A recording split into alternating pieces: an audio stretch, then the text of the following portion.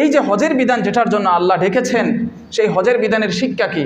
1 নম্বর শিক্ষা হলো আমাদের কথায় কাজে নিষ্ঠা অর্জনের প্রয়োজনীয়তা উপলব্ধি করা। সব কিছু কার জন্য?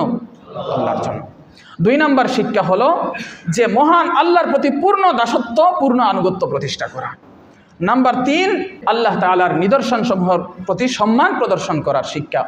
4 নম্বর শিক্ষা হচ্ছে দুনিয়ার কল্যাণ এবং পরকালের কল্যাণের মাঝে ভারসাম্য কিভাবে রক্ষা করা যায়, এই জিনিসটা হজের বিধান যারা পালন করেন, প্র্যাকটিস করেন, ওনারা এই শিক্ষাটা পেয়ে যান।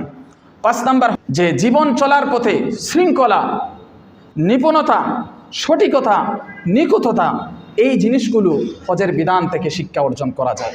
যে জীবনের প্রত্যেকটা, বিশেষ করে যারা হজ করে আসেন, আমার বাকি জীবনটা কিভাবে সুশৃঙ্খলভাবে চালাতে হবে, কোন জায়গায় কোন সময় কখন কি করতে হবে না করতে হবে, এই শৃঙ্খলাবদ্ধতা, শৃঙ্খলাবোধ নিজের মাঝে চলে আসে। 6 নম্বর হজের বড় একটা শিক্ষা, সর্বদা আল্লাহ তাআলার স্মরণ অন্তরে রাখা। এগুলো হচ্ছে হজের শিক্ষা।